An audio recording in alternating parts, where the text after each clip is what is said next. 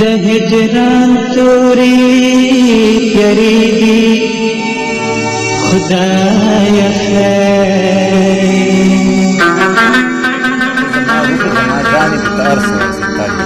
ما ته د خپل ځانه ګرانې کوتار سوای د خلکو سترګو کې به خدای خبر چې هر څه ښکاري ما ته اوچته لکه اسمانې کوتار سوای او ډېره مهرباني غزل دی وایي دا ستا یادونه مې خوب داسې د نظره یوسي دا ستا یادونه مې خوب داسې د نظره یوسي لکه سیلی چې لوپټه د چا د سره یوسي او زه به تر څو د مینې راز په زړه کې پټ ګرځوم زه به تر څو د مینې راز په زړه کې پټ ګرځوم سیرې ګریوان به مې پیغام ستاسو تر وره یوسي او ستا نه بغیر هره خندا خوشحالي داسې ګڼم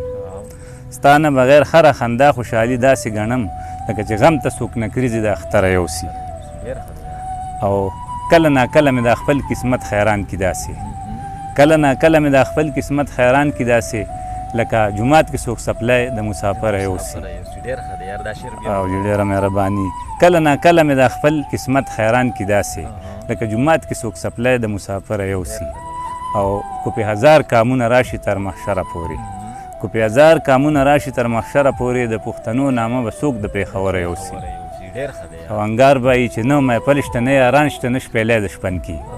چې نه محفل شته نه یاران شته نه شپېلی د شپن کې اوس به څوک څه د مینې خوند د مازدیګره یوسي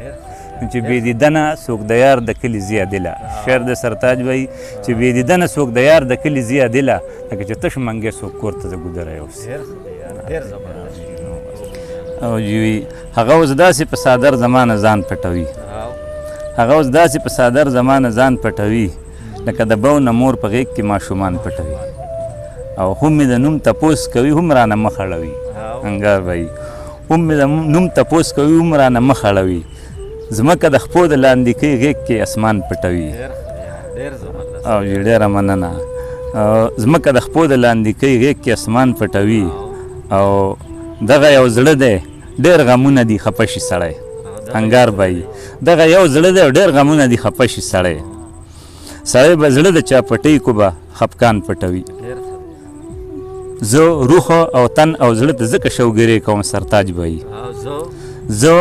روح او تن او زړه ته ځکه شوګیرې کوم دلته څوک دي زمانه دغه درې شي ځان پټوي او ډېره مهرباني زه روح او تن او زړه ته ځکه شوګیرې کوم انګار وایي دلته څوک دي زمانه دغه درې شي ځان پټوي او بد به کوي چې په پردو راوړو ملا تړي څوک بد به کوي چې په پردو راوړو ملا تړي څوک اخیس کاره به شي په سرو لمبو چې ځان پټوي او په غریبۍ مې تنقید کوي په مجبورۍ مې نه کړي په غریبۍ مې تنقید کوي په مجبورۍ مې نه کړي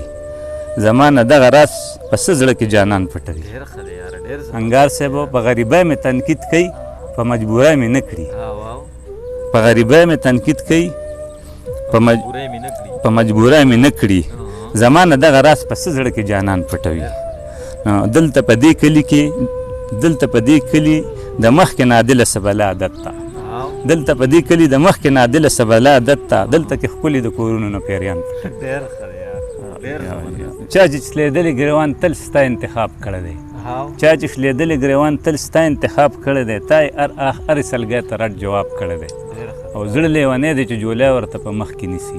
زړه لیونی دی چې جولی ورته په مخ کې نیسي دلته کې کم ښکلي د چا سره انصاف کړی دی او نو غزل دی وایي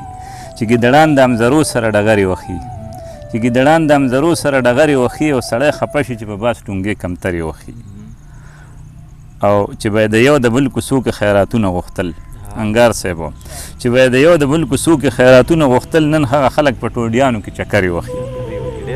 او سرتاج به خپل نصیب دی ګنې مونږ د چا نه کم خو نه یو خپل نصیب دی ګنې مونږ د چا نه کم خو نه یو بخت چې کوټه شي سړی ایس بېسه ټکرې وخي زه پې نالت وایم چې دا نوره دنیا هر څه وایي زه پې نالت وایم چې دا نوره دنیا هر څه وایي چې بېګناه څوک ماشومان او یا تورسرې وخي نو انګار صاحب وایي د مینې خوند پتنګه دله د ډیوو نه وړی د مینې خوند پتنګه دله د ډیوو نه وړی اوس ګنګوټان د شپې بلفونو ته وزرې وړی السلام علیکم جی ډېره مهرباني ملګرو دا و ګلفروش عادل چې یو ډېر خوږ ژبې او ښه شاعر دی. نو صرف دغه پوښتنه دې کوو چې ګلفروش به یې تاسو مینوالو ته او پښتونخوا والو ټولو ملګرو ته څه پیغام ورکول غواړئ؟ زه ډېر مزه په اخره کې به دا وایم د اجازت ته غوښتو نه مخکې وایي زه خو دا وایم ورو چې مینه جوړه کړئ، مینه وکړئ، مینه کې پاتې شئ. بس مینه جوړه کړئ، مینه وکړئ او مینه کې پاتې شئ. بس مینه غواړم. ډېر ښه یار، لکه بس ټوله مینه. ډېر ښه یار. ګرانو مینوالو دا و زموږ ملګری ګلفروش عادل او تر بلې ویډیو پورې اجازت اخلم. روغ جوړ او خوشحاله او